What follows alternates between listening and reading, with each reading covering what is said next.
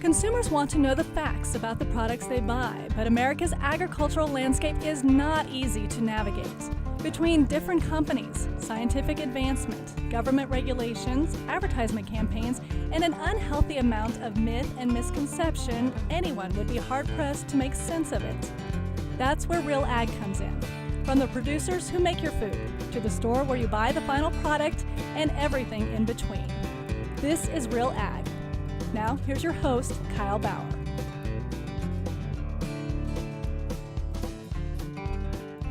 Kansas is one of the nation's largest beef producers. Consumers continue to demand a tasty, high-quality meat. Besides being high in protein, lean beef can provide many other health benefits. Beef continues to dominate the retail meat department. Beef is the topic today on Real Ag. Production of Real Ag is made possible by the Kansas Soybean Commission, the Soybean Checkoff, progress powered by farmers. When did cattle become domesticated? When we look at the domestication of cattle, it occurred starting about a little over 10,000 years ago. And what's interesting about cattle domestication is it really occurred in about two different parts of the world. One group of cattle actually were domesticated about the same time around modern-day Turkey and what would have been the Fertile Crescent region of the world. Those cattle evolved into what we today have as continental or British breeds of cattle.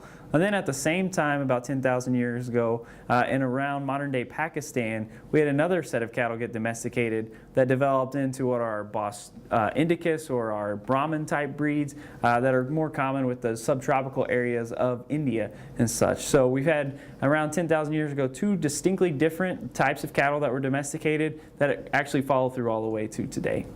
Both of those cattle were used originally, they were used for both meat and milk production as well as draft animals. A lot of the labor used to be done with oxen and the other domesticated cattle. Beef is a great source of nutrition for consumers. We look at beef, it has a complete protein, it has the complete all 9 essential amino acids for humans are actually in beef. It's a great source of zinc and iron. The iron that's available in beef products is a more bioavailable iron than the iron source that's in plant proteins. And it's also a great source of all of the necessary B vitamins. From a nutritional standpoint, beef provides more nutrients per calorie than almost any other food product. I would say there's no benefit to Meatless Mondays. Again, meat is a very nutrient-dense product, and so what we would encourage consumers to do is to consume all things in moderation and eat a well-balanced diet and get plenty of exercise. That's the best nutrition advice that anyone can give, all things in moderation and a complete balanced diet. What are the grades of beef?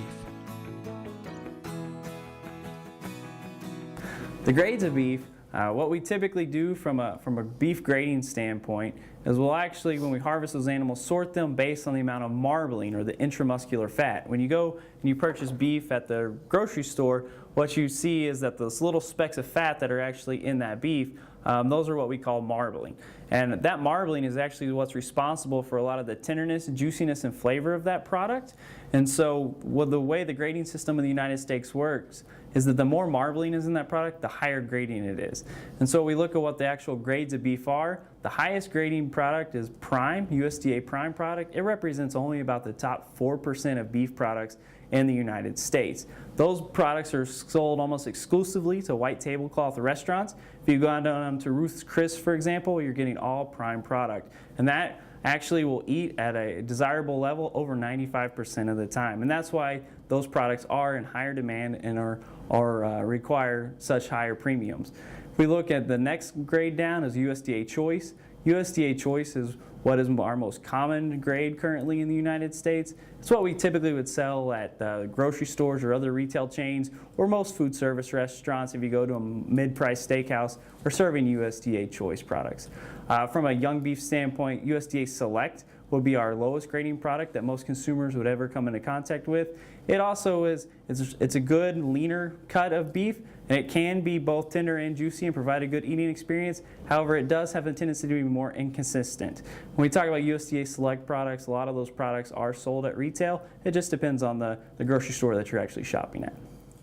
In the steak, they look for marbling, because marbling is where you get your flavor and more your tenderness, rather than a real lean piece of meat. Good quality beef, you know, will have more marbling.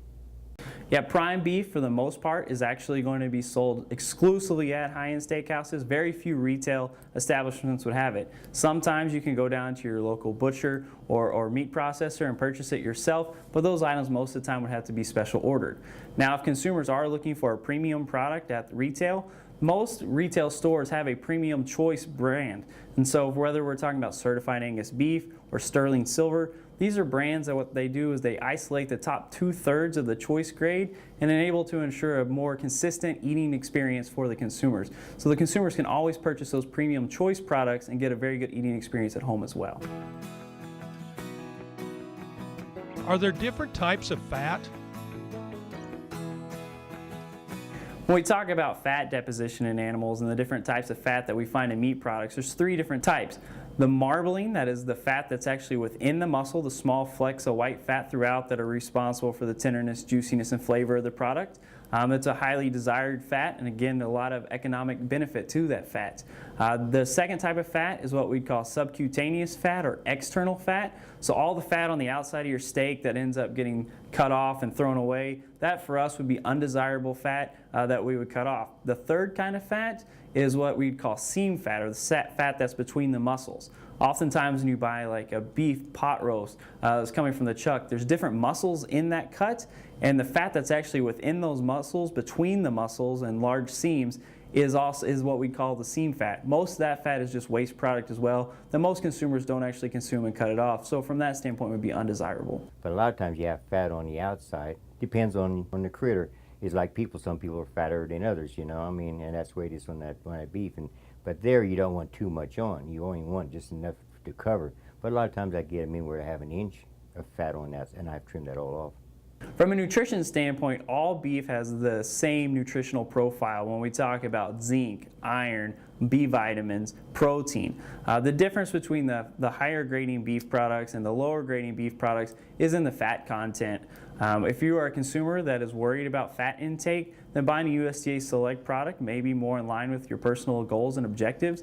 If you're someone that's less worried about fat intake in your diet, then the choice product is fine, but both provide a similar plane of nutrition. I think a lot of meat purchasing preferences does come down to your own purchasing desires. The different products, whether we're talking about beef, pork, lamb, chicken, they all perform very differently. They all have very unique flavor profiles. And actually, if we look at consumers across the country and ask them why they purchase the meat products they do, flavor is always the #1 driver of that. I would say from a health standpoint, there's very little difference between the products.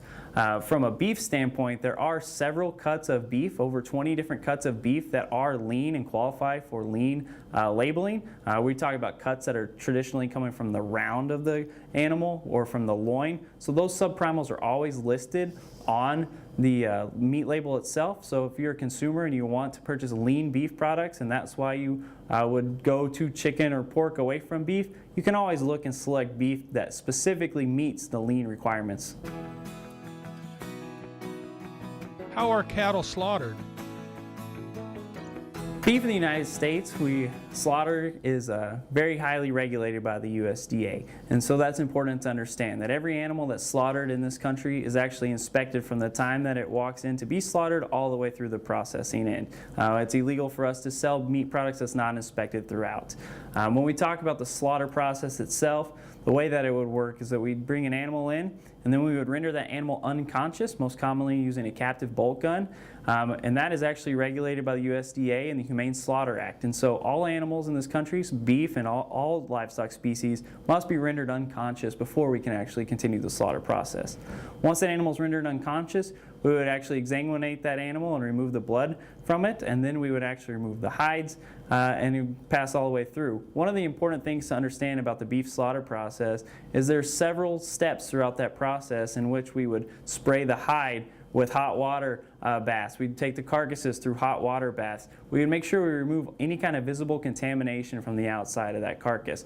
We'd also apply other bacterial interventions such as lactic acid sprays to help prevent any kind of bacterial transfer from the live animal to the carcass to help ensure a safe food product on the back end. When we talk about lactic acid sprays or citric acid sprays, these are acids that specifically target only the bacteria that are of concern. And so bacteria are very sensitive to acid, so even these acids at low concentrations, lactic acid is naturally formed in our own bodies. If we go and we run a marathon and our leg gets sore, that's because of the lactic acid buildup within the muscle. So these are all natural acids that are naturally occurring. Citric acid, for instance, is commonly found in all citrus fruits, oranges, lemons. And so we're just able to use those natural acids to help combat the bacteria that are sensitive to that acid level. How are the breeds of cattle selected by producers? When we talk about breeding cattle and what producers are actually looking for, it certainly comes down to what their objectives are. We have genetic selection tools that allow for producers to select for a whole variety of traits. Whether those producers or what their end goals are would help determine what they're actually going to select for. If the producer is going to maintain ownership of those cattle all the way through the slaughter process and into the food chain, then a lot of times those producers would select for more carcass merit, larger ribeyes, carcasses or animals that we know are going to marble more, because there is economic incentive from selling those cattle on a quality-based grid. Other producers who may sell the cattle to feedlots may actually select cattle that are going to be more genetically prone for growth and performance. So when those animals actually do consume corn, they're actually able to more efficiently turn that feed into meat products and more efficiently convert along the way. Today's beef is leaner than it has ever been. We've genetically selected for that. We have done a good job of, just like the pork industry, of leaning up beef. However, without sacrificing quality along the way. Unlike pork or chicken, the marbling is very indicative of product quality and is inherently tied to product quality in beef. And so we're not willing to give up that marbling for the sake of external fat, but we are able to have a leaner beef supply today than we ever have. Should consumers be concerned about the use of antibiotics? I know there's a lot of concerns about antibiotics. Consumers have a lot of concerns. They've heard a lot in the news and the media about antibiotic use and what contributions that has to antibiotic resistance.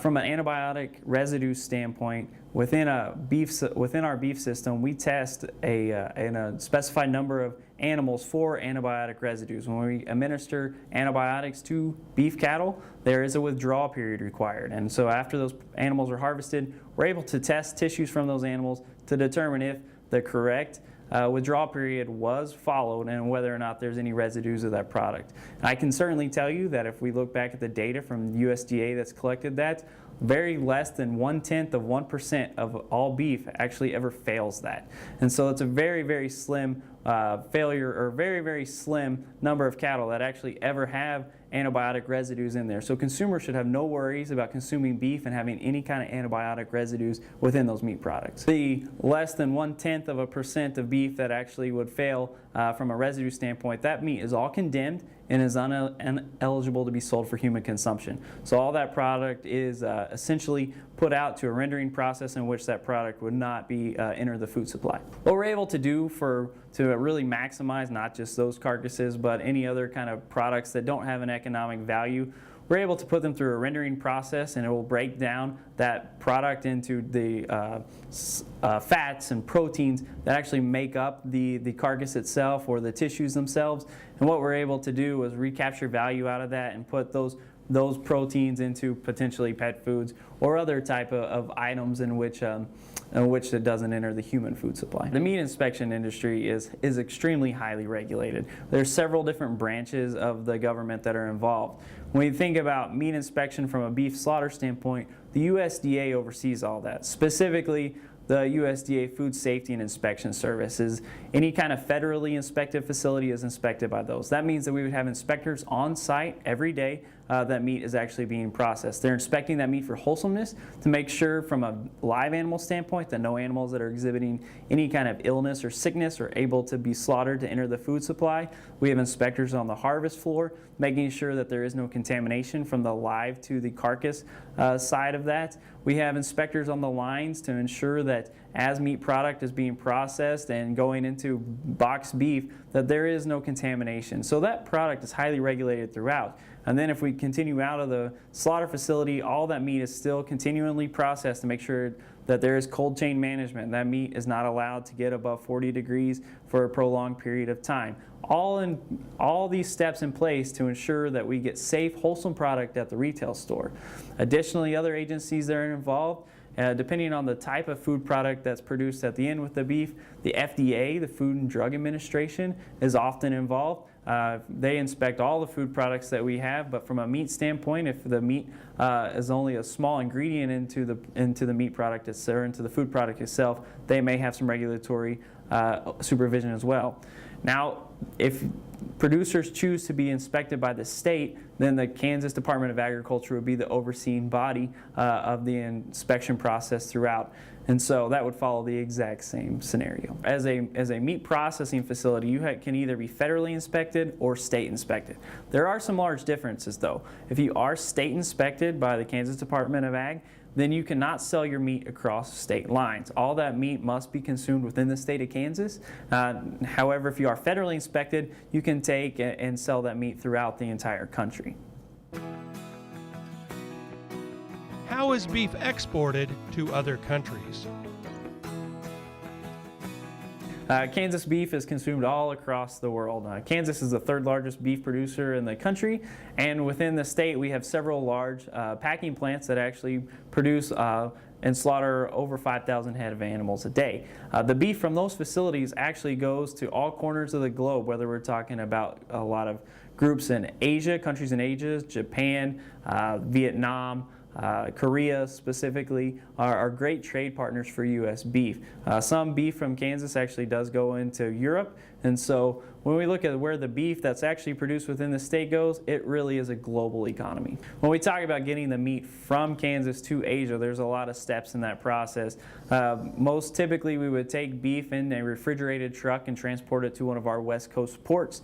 At the ports they would be put into refrigerated containers on large cargo ships, and those ships would actually take that meat product through the several weeks across the Pacific Ocean to our Asian markets for exchange. And so once it's there, it's handled by and sold through those markets. If we talk about inspection from a U.S. standpoint, from exports, all the meat that's going into those containers and into boxes, if it's sold with a USDA inspected and passed label on it, it's all been inspected by the USDA. Once that product arrives to our foreign markets, then most of the oversight is actually handled by the foreign governments themselves. Now conversely, if we talk about beef imports, we import a lot of beef into this country. We're one of the top 3 or 4 beef importing countries in the world.